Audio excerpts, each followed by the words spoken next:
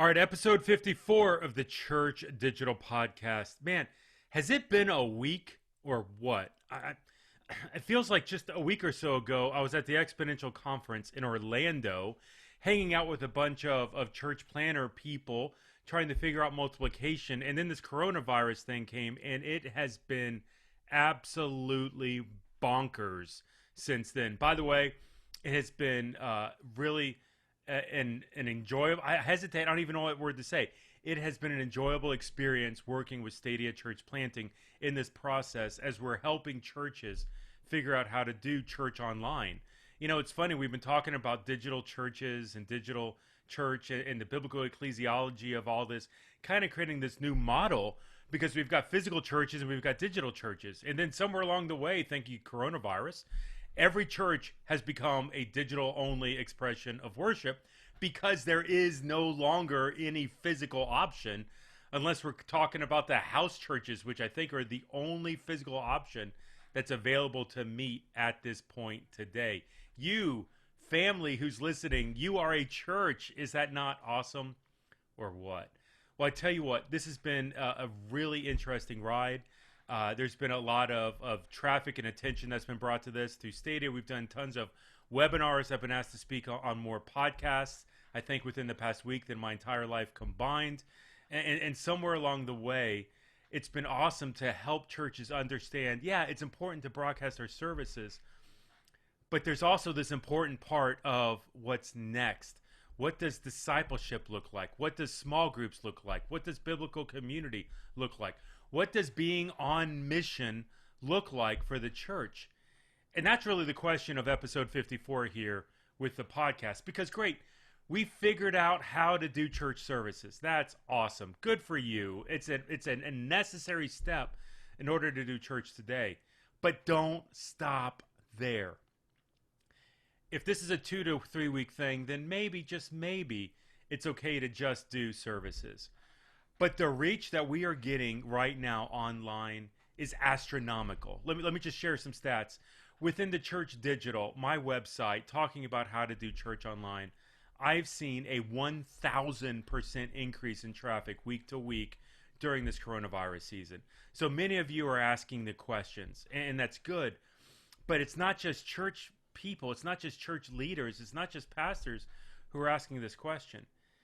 Through conversations with random churches, this is a random sampling, I'm not saying this is official, but I'm saying that I've heard anywhere from 3 to 5 times the amount of viewers in church online this weekend than any other. This past weekend, what I would call Church Appreciation Sunday, Church Online Appreciation Sunday, when everybody started thronging to the online campuses. 3 to 5 times viewership. It may just be that we had a lot more attenders in our churches than we realized, and that they're coming less and less frequently. Or it may be that people out there, due to this coronavirus issue, are looking for something. They're looking for answers. They're looking for hope in ways that maybe they don't know how to find. And guess what? Netflix doesn't have all of the answers for us. Not even Disney Plus. I know it's hard to imagine. Disney Plus does not have all the answers for us today. Church, this is our opportunity, not just to connect them into hope, but to connect them into community. Reimagine, rethink what discipleship, what biblical community is. Whatever the mission of your church is, figure out how to do that in virtual space and allow people to be on mission for you in this season. The challenge of the church is not to broadcast services. It's not one-way communication. It's a two-way communication stretch that's going to continue to challenge the people, your audience, not just to be a consumer of a product, but to be on mission for God through your church digitally. That's a hard challenge, but it's one that you, church, one that you, pastor, need to understand and step up for in a big way today. So here's where we are. I scheduled a conversation, brought in some online pastors, and was like, hey, I want to talk about the context of, hey, we broadcasted a service. That's awesome. What's next? Because lots of us, thousands of us for the first time this past weekend broadcast a service, but we have no idea what's next. And as much as we're obsessed with broadcasting the services, it's the wrong question. The real question is what's next after the broadcast? What is that next step? What is the goal of the purpose of this? I was really excited about this conversation, so much so I decided not to even show up for it. Due to scheduling conflicts, honestly, I just wasn't able to do it.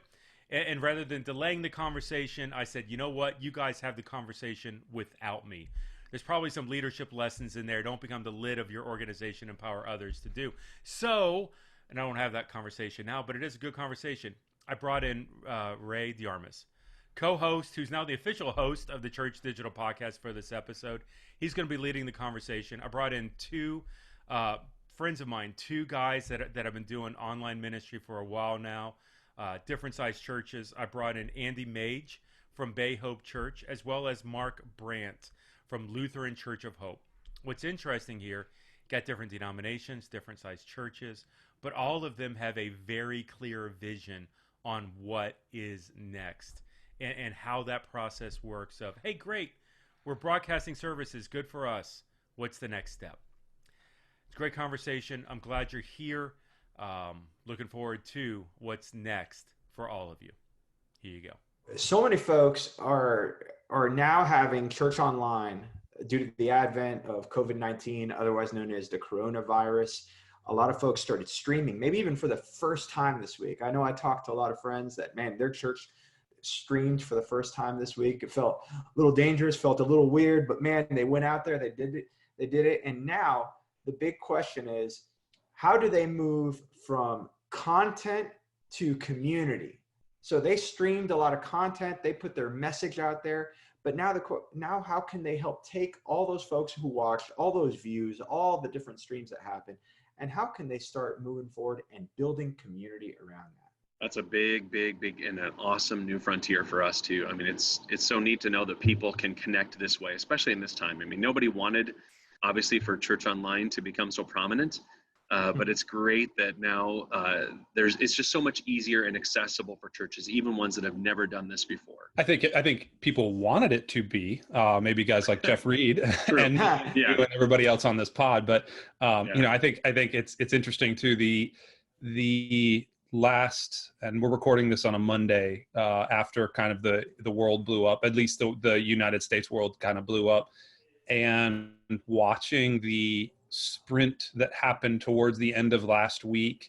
Really, the NBA got canceled, and then March Madness, and then my timeline's going to get fuzzy because I've had way more coffee than I've had sleep lately. But watching the amount of churches that went, oh snap, we have to close our doors. What are we going to do? It's funny, and Ray getting asked to be on here. I think Mark and I, we've been doing church online for a while. I mean, Bay Hope's been doing it for almost 10 years now. Mark, how long have you guys been doing it? I think it's 6 or 7. I lose track too on the timeline. Yeah. But it's not just broadcasting services. It's not just that's the front door to everything right now is the Sunday morning service experience, or the weekend service, or whatever you want to call it. But then there's that follow-up that needs to happen. How do you keep people not only engaged for the 167 hours, but how do you keep them engaged with the body of Christ such that we can kind of further the mission of Jesus? And I think that's where we're in an interesting time right now. These are the times that try men's souls, is what I've been kind of telling people. That's a good line. And it's true. This does try men's souls. And really for a lot of churches, I don't want to say everybody's acting like a hypocrite or anything like that, but it's definitely expanding our theology in terms of what it means to gather, isn't it? Especially since we currently don't have the capability of gathering publicly. This last week, the CDC recommending that it might be an 8-week window in which many of us can't gather in gatherings of over 50 or more in person. And so that's a big deal. And so now we've got a lot of churches having to answer the question of, all right, so we can't gather, but we're streaming. But how can we encourage people to build community around this? And so what are some ways that you guys have done this? I mean, it's been over 10 years for the two of you, and even for CF, we've been doing this for a long time. So how do we help take churches, especially smaller churches, from the stream to community in this time period? I think there's a couple of practical ways. It's funny. I wrote a blog post for the Church Digital about this that went up yesterday, as a matter of fact. And I related it to World of Warcraft. And I was a big gamer, and what would happen with massively multiplayer RPG games is that you would start this game by yourself, and then you would ultimately find yourself in a large group of people running around, shooting zombies and killing monsters and stuff. But what would happen is that would you eventually would group up together, and that group would be fulfilling quests and objectives, but that group would actually start moving more into the week. And so you'd be getting out of the game, talking to people in message boards and chat rooms and all these other things. And then you would actually, over a period of time, learn about these people who started as just faces on a screen or characters on a screen. You would learn about these people, about their lives, about their wives and children, about their homes, about their struggles and their joys and all these other things. And some of those people that I met, I am actually 15 years later, I'm still friends with, and I still talk to, even though they're literally in in Washington and California and Maine and New York. I still talk to them. And the interesting thing is we can do that even more readily now than we could 15 years ago. Now we have this advent of video conferencing and all this other stuff where we can actually group people in the Acts 2 church model way easier than I think the physical church realizes. So physical church involves you having to drive to a place, even if it's a small group. You have to drive to somebody's house. You get the kids together, you pack them up in the back of the car, and then we're going to do the Acts 2 thing of, oh, hey, we're meeting in homes and we're helping and all this other stuff. We can do that immediately. I just have to send a link around, and people click on that, and then boom, there I am on their computer screen. And then boom, there's 25 other people in a room, and we're all on this computer screen together, learning the same thing, looking at the same thing. And then at the end of the time, I can say, okay, guys, love you. Let's pray. Boom. And then I go back to my life and they go back to their life. I think we're in such a cool period right now that we need to step into this to explore it. Yeah, I would even take it, a step further with that small grouping idea that I think we're shattering some models of how people meet and group and do community. Before it was, hey, we're going to have a small group. We're going to meet on every other Friday at Jeff's house, and whoever can make it can make it. And so many of those models were starting to fail because life has gotten so busy to begin with. People just have travel schedules that get just untenable to be able to meet in person as regularly as they'd want. And so many small groups were starting to fail. Community was starting to disappear because people were getting so busy. Well, now you add online ministry as an option for people and take away, even the current climate we're in with the anxiety and fear. I feel like small groups and community is a great next step for people who are doing online. It's how do you get people to begin to meet? And even if they live right down the street, it's letting people know, hey, you can get together virtually. You can have a small group in a meeting like this that is very authentic. And it's not, obviously everybody and all of us that do this say in person is always going to be better. But this is really becoming a great way to get people together in the same space to share community. So families, you have young kids, you get them to bed, and you've got that time where you'd unwind with a Netflix show or something like that. Well, now you say, hey, our small group's going to meet at 9 p.m. on Tuesday night. Jump online. We'll get our computers up, and you're meeting with people that, you're going to see the next day, maybe at the grocery store or the school. But this is the best time you can get together for 30 minutes of just prayer and encouragement. So I think we're trying to just look at all these new models of how to be church together. And so if I'm a new pastor, doing this online stuff, and I've got people who can't leave their homes for a while, and I've got a way to teach them how to do groups, in a Zoom or a other option. This is the time to be thinking and learning about those things. And the interesting thing. Oh, go ahead, Ray. Sorry. No. I was going to say, Andy, that this adds to the whole aspect of community. So often we've talked about how our churches are often like theatrical environments in which the quote unquote church can't necessarily get engaged, right? Because they're just receiving content just by sitting there in a pew. However, online now, we've been and we've continued to, and it's almost encouraged for them to participate. Mm-hmm. And this creates a new kind of way for them to be part of church, which is brilliant.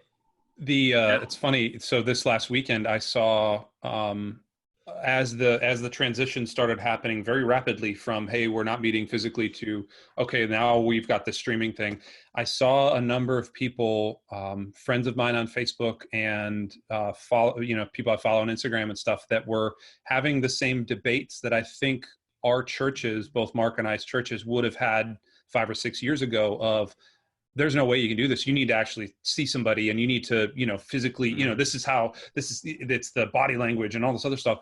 And I saw people very vehemently disagreeing with the notion that you can do church online, and you can, more than that, you can do community and groups online.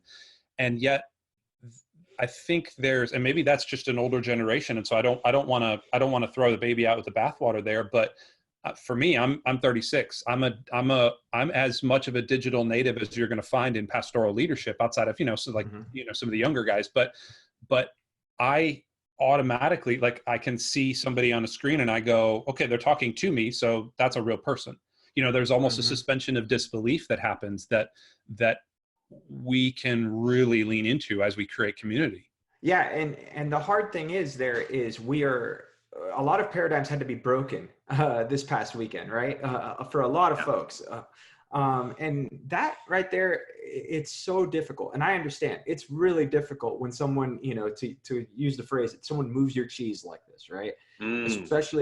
Especially when you weren't ready for it, and you were antagonistic towards it.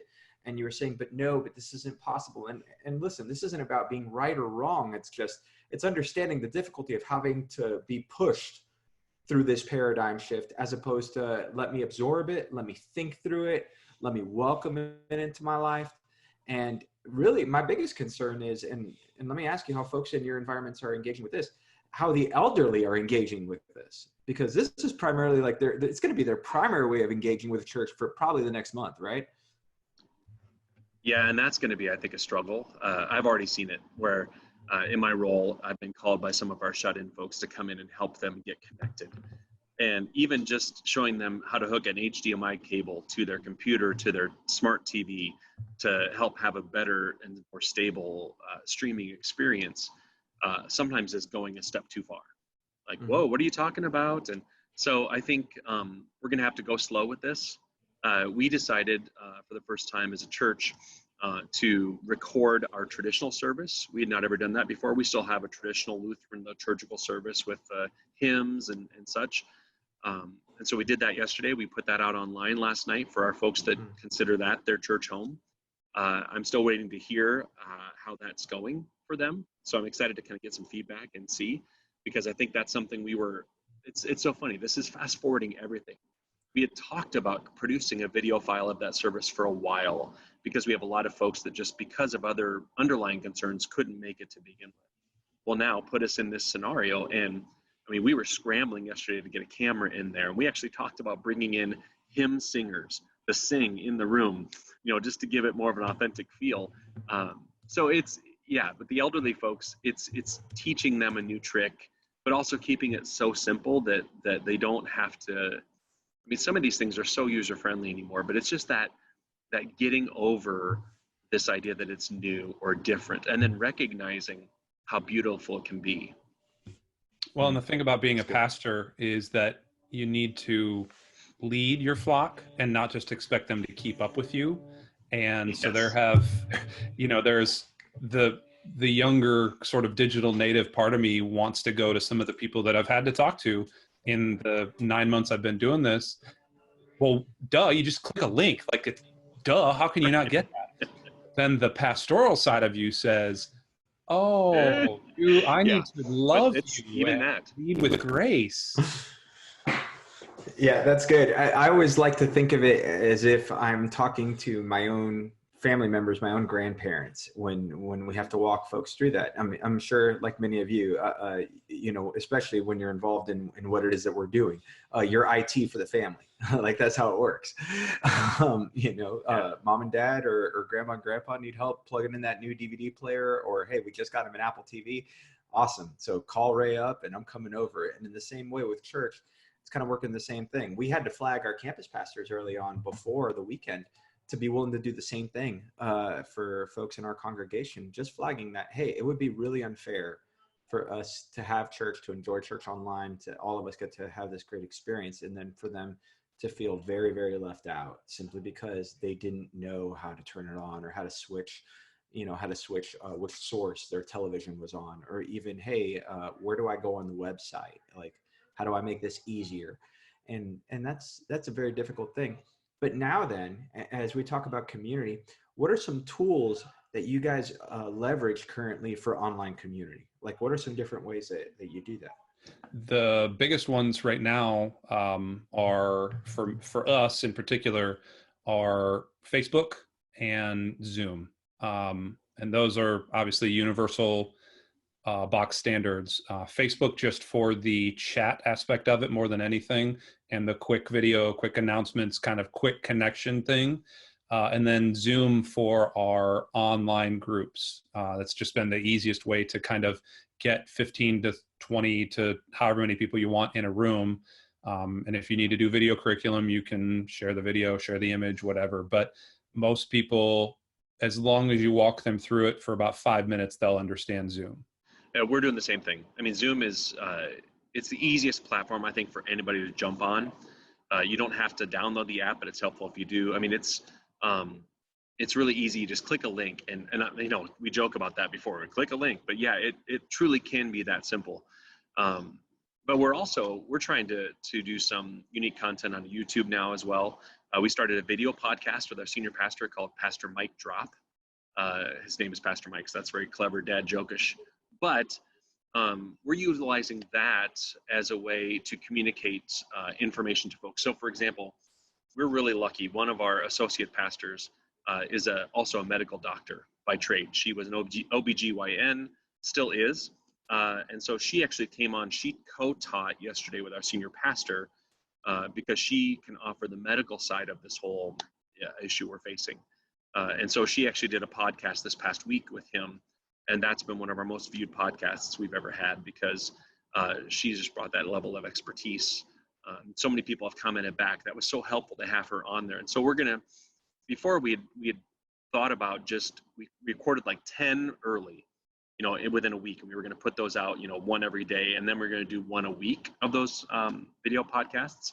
I think now that we have this time to reevaluate, I think our senior pastor is going to be recording those as quickly as he can, just because what can't happen is people used to take for granted, we can just go to the building. We can go and hang out with our classes and our people, and that's not going to be the case. And so all of those different things, we're going to have to reevaluate. Can we create those same experiences digitally, and what can that look like? I would love to say that we've got that all figured out today, but we don't. But the nice thing is we're closer than we would have ever been before to produce that same level of digital content. And now it's just helping people understand that experience that they're going to have digitally, while different, can still be every bit as authentic as it would be if you were sitting in a classroom in our building in West Des Moines or otherwise. And it's to piggyback on that, and here's a little inside baseball for everyone listening. Mark and I are actually in a small group that we meet once a week ish, as regularly as possible. And God kind of brought us, but also a bunch of people to the same idea at the same time, not necessarily the video podcast, but grouping people around self-produced content, YouTube content, basically. Mm-hmm. How do we as church leaders help organize people around bits of content, not these huge swaths of things? But, so for example, that medical doctor podcast, like Mark, you're sitting here talking about that, and I'm going, oh man, how could we as the church, not just your church and not just my church, but how could we as capital C church jump on that? And like, I almost wonder if there's a way.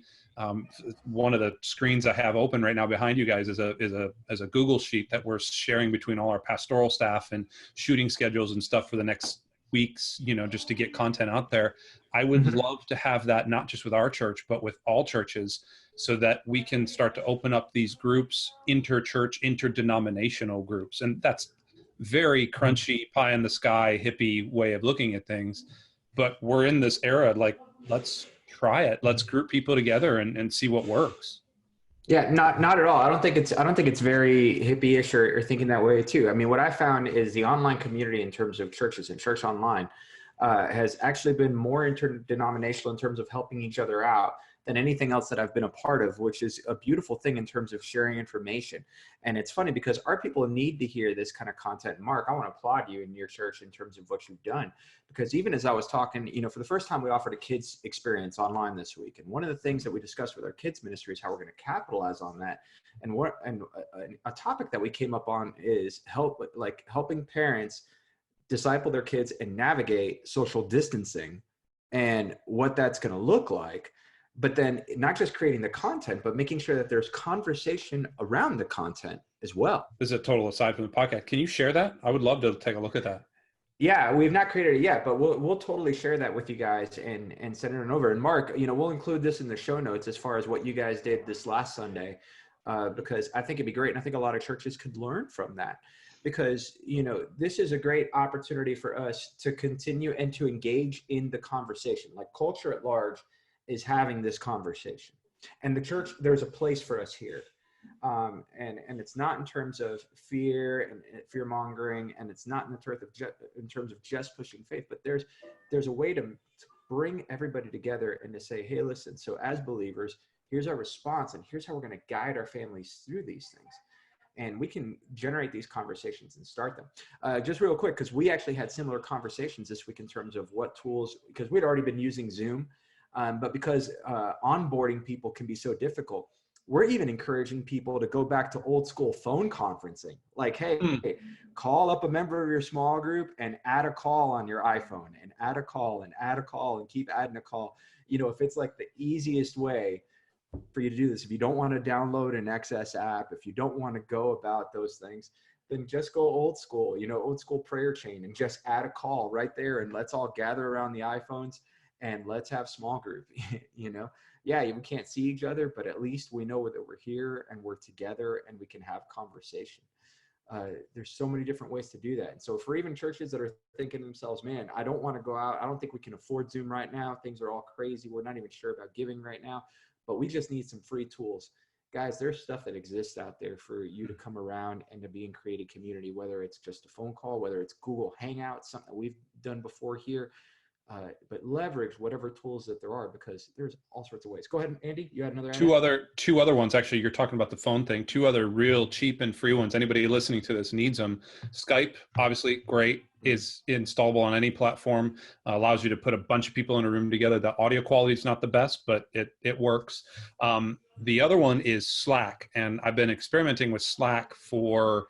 I'm trying to get people away from Facebook, because Facebook is the big evil, but also a lot of people are just leaving Facebook in droves.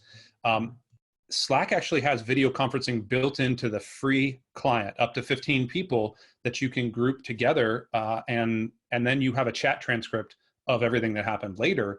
So there's this enormous opportunity there. Slack, and I believe, I want to say Discord does it as well. Discord's more kind of esoteric for a lot of people. So just if you want to stick to Slack, go for it. That's good. Are you guys providing questions or like discussion questions to help generate some of that community alongside the content that you're creating on the weekends? Yeah, so I'll jump in on that.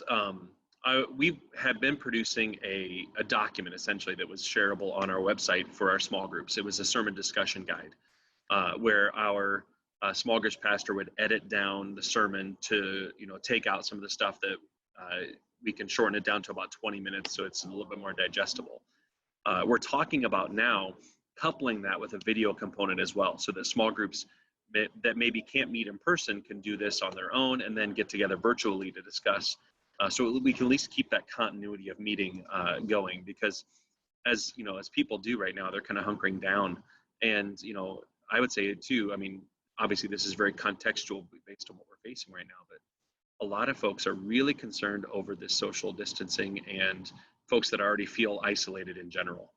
And if we don't find ways to virtually connect, I think, especially as the church, and encourage that, we're gonna have some folks who are already struggling, with that connection point in general, that can feel so isolated that it's gonna get to a point where we encouraged people at the end of our broadcast yesterday. We said, hey, reach out virtually or give a phone call to people really need that reach out right now, because especially given this time, this is where, that virtual connection can really make a difference for folks in staying connected, not only to just one another, but to that faith growth. Yeah, to piggyback on that, we don't necessarily do off the sermon itself. We do that every so often, but our newest roll of groups was supposed to be starting after Easter, but given everything, it's actually going to start this week. I've got a meeting of our leaders happening at the middle of this week, and then we're starting that roll on Sunday. We're starting a brand new curriculum, or a brand new semester, and we've got a couple of groups. One group is just doing a straight Bible study. Like the leader, he's a brilliant guy, and he's just going to walk people through the book of James, and he's doing old school Bible study and just one-on-one type stuff. It's going to be great.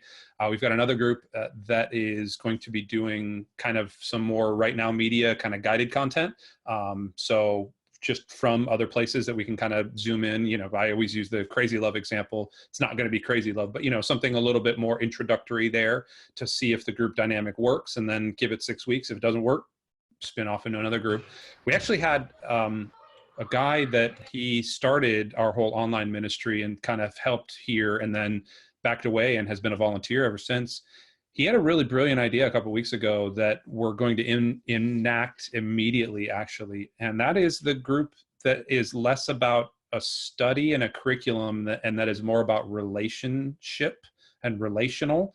So literally it's going to be a group that we're just going to get together whenever we can, maybe 2 groups, maybe 3 groups, have a leader, have kind of a guided prayer session, and then really just open it up for 20, 30 minutes and just talk and just chat and really just, especially right now, I think if people are looking at I know the extroverted people right now are dying 1,000 deaths every time that they hear about being quarantined and can't leave their house for 8 weeks. And I understand that. I totally get that. And so if we can offer a space that allows people to just come and talk, we don't have to learn. We don't have to, let's just talk.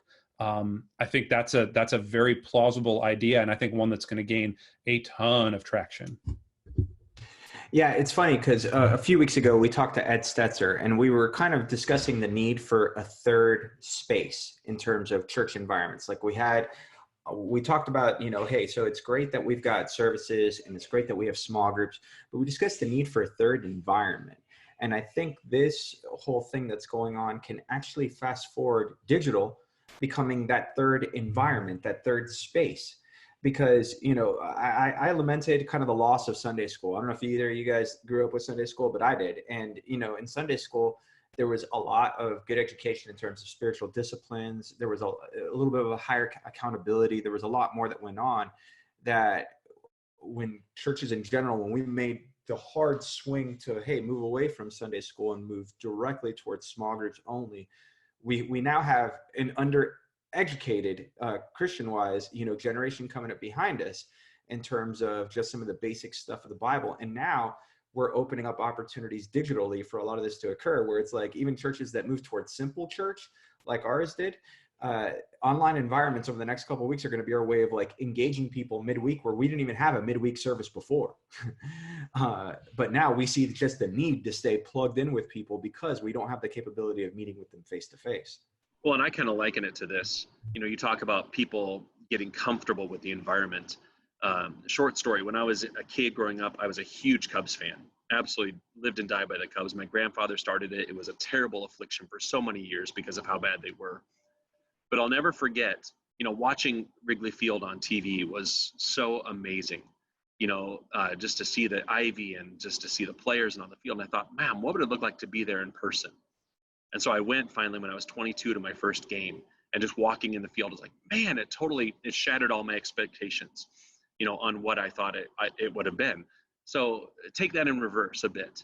We're so used to in person, but I think once people realize that this virtual experience can be authentic and oh wow, this isn't as bad as I thought it was going to be. It really can enhance the ability to stay connected, especially during this time. Andy and I and Jeff have been, hanging out together for the better part of 6, months or so. And we've never been in the same space together. We've never been in the same room or building together, but I consider these guys, friends, and, we do life together in the way that this is, so much so that, if we ever do happen to, finally get a chance to be around each other, that's going to be a really cool moment. Just to say, oh man, here we go.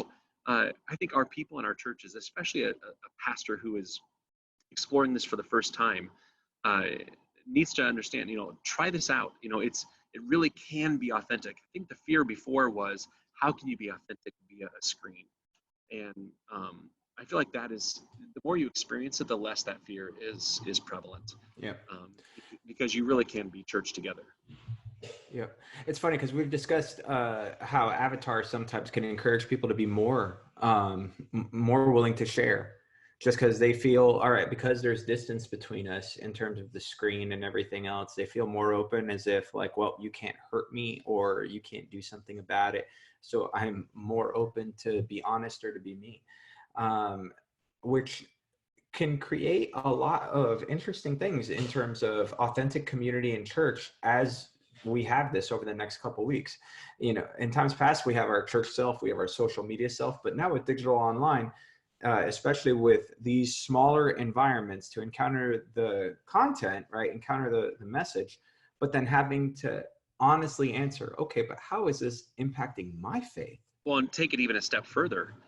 Let's take the context out of things altogether. What we're really experiencing right now is a new advent of ways to connect with people.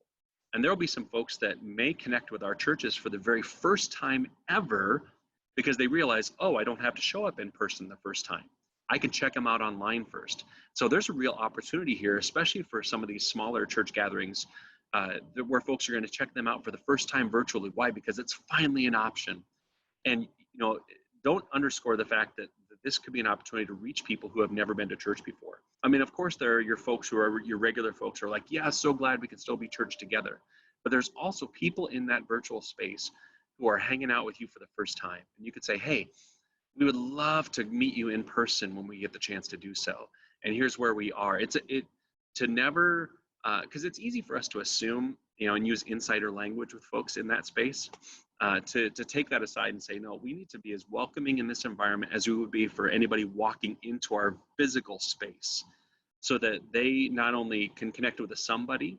So, yesterday we had hosts. We actually had co-hosts for the first time ever. There was myself and one of our other pastors that sat at a table. We welcomed people on camera. Then we handed it off to our worship team. And each and every person introduced themselves, so that the person who was watching knew, oh, that's Alyssa, she's our worship leader. Oh, that's Mike, he's our senior pastor. Oh, that's Mark, that's Amanda. We tried to really be as open in that environment as possible, so that that first time viewer didn't just see us as some face on a screen. They saw us as somebody that really did truly want to connect with them. That's really beautiful. And it's the kind of things like that that really make church online more about the community and less just about, hey, I'm watching a screen. And as we go over these next couple of weeks, I know churches, it's going to be tough. Andy, Mark, what would you tell a lead pastor right now just to encourage them, like, hey, listen, this could be a solid game changer for your church? What would you like? This morning we had an all staff prayer time, just to kind of lead out and lead into the time. And the thing that kept coming up in most of the people that were praying was that this is the time that the church will shine the brightest. This is the time that the gospel message will shine the brightest, is in times of adversity. And this is a time of adversity, and it's up to you go through history and you see the church trying different things at different points in history, some of them succeeding, some of them failing. This one has already been tried. Sort of the online frontier has already been tried. We've already gotten past the bleeding edge. We already know how to group people together. We already know how to stream. There are free utilities out there to stream and to group and to gather and to do all these other things. We need to get work, and we're stepping into very rapidly the 2.0 phase of online church. And for any pastor that's out there that is worried about, oh, I don't know how my people are gonna respond and take it and do all that, the worst thing you can do is, in a time like this, for the next 3 to 5 weeks, the worst thing you can do is not give it a shot, because you're going to the worst thing that happens at that point is, okay, you go back to what you used to do. You go back to your normal physical gatherings, and that's the way you minister to your people. But you never know. You might find something that really sparks a light in your community that really starts to connect more and more people together, and through that connection to the gospel. Yeah, I heard a story yesterday of a pastor who did Facebook Live for the first time, and his daughter actually held the phone in the front pew and pointed it at him, and that's the other thing I'm encouraged too. You don't have to reinvent the wheel on this. Don't feel like you have to instantly become an expert on this. Kids, let's just face it, they've been operating devices since they were born. And so find a student. This is a great time to really, I think, elevate some volunteers in your churches. To a place where I don't know how to do this Facebook thing, but I can find a kid or even a young adult that is native to this technology that might even think of an idea you'd never thought of before, and is willing to come in and give that time. Why? Because there's value placed in that moment. Like, man, I can give to my church because I know this. It just gets me excited being a former student pastor of, exciting kids to volunteer and to use that gift that they have, because they've been doing, Snapchat hangouts. They've been doing all these things for the better part of 2 to 3 years. So now, it's connecting their digital gift with the church in a new and radical way. And so all that pastor really has to do is content. And they're great at content. This is what they've been called to do, is to create content. Now give somebody else the opportunity to curate that content for you in a way that, they can upload it to YouTube. They could create a YouTube channel for your church. It doesn't take much, but if you don't know how to do it, you're going to struggle with it. But that kid's going to come along and say, man, I've already had a YouTube channel. I've only put 2 things up there, but let me do this for our church. This would be awesome. You're going to use YouTube? Whoa. That's so good. And I'm so glad you guys said that. And for any of you who are out there that this was your first Sunday streaming, or maybe your second, third, and you just feel super nervous because you're like, well, it's not at the standard that I thought it would be. What Andy and Mark are sharing with you, it's gold. Because we just want to let you know that your folks are going to care about the fact that you're trying. They want to know your heart, and they want to know that you're with them through this situation. They're just scared, and they need to hear their pastor's voice. They need to hear a source of hope, and you're doing that. And so continue to do so. Guys, great thoughts. Thank you so much for your time. Let's wrap things up. Andy, anything you want to add to land the plane? Man, I'm really excited about these next weeks and coming months. I really do think, and remove the whole online church, I really think this is a time for the church global to really step up, to minister, to bring hope, to bring light, to bring peace. And I am so thrilled that guys like us and people all over the world listening to this are going to get the chance to really lean into what God is doing. That's good. Mark, you got anything you want to add? Yeah, I would say go and do some learning yourself too. Benchmark off of other folks. Yesterday, while I was actually on stage at our table hosting, I had Andy's church online experience up, and I was watching that and commenting in their space because that was a lot of fun, and just seeing what they do. We're doing a lot of that this week. It'd be easy to think, oh man, we're a big church, we've got this figured out. No, we're still learning from everybody else as well. So go and watch other churches that are doing this, even at a small scale, and bring it back. We have a phrase at our church we call hopeifying. Our church is hope, so we hopeify something and put it into our context. Just because somebody's doing something on a big scale with 5 cameras and HD and all that, you could look at that and say, man, well, we can't do that. But just learn from, like, how are they engaging that camera? Because I think, like, for example, if you're a pastor and you're doing this for the first time, the worst thing you could do is to be still looking around your space when nobody's there. Oh, let's talk to these folks, because that's what we do. Mm-hmm. Think of that camera like a person and put a name to that person. That's Margie. And she's sitting at home with her husband and they are not able to be here. I'm talking to her. Mm-hmm. And that's where that connection can become authentic, when you engage with this in a way that says, I know we can't be together in person, but when we can again, because there is another side to this time we're going through. When we can again, how beautiful that's going to be. That's real good. Guys, thank you so much for your time. This has been a great time. And listen, for those of you who are listening out there, don't just create the content. encourage community to meet together, whether it's in person or online. Listen, digital spaces are going to mean a whole lot right now. We don't have to overcomplicate the process. All we've got to do is keep it simple. Stupid. Just kiss, right? Just keep it simple. And let's just relax and let's get through this together. These next few weeks are going to be an incredible time in the church's history. And I promise you, church pastor, a lot of people who would never step through your doors are going to listen to your message and come to know Jesus and get discipled as a result of this. So this is going to be a great time for you. Guys, thanks so much for your time together. For Jeff, who couldn't be here, for me, for Andy, for Mark, this is The Church Digital. Hope you all have a great day.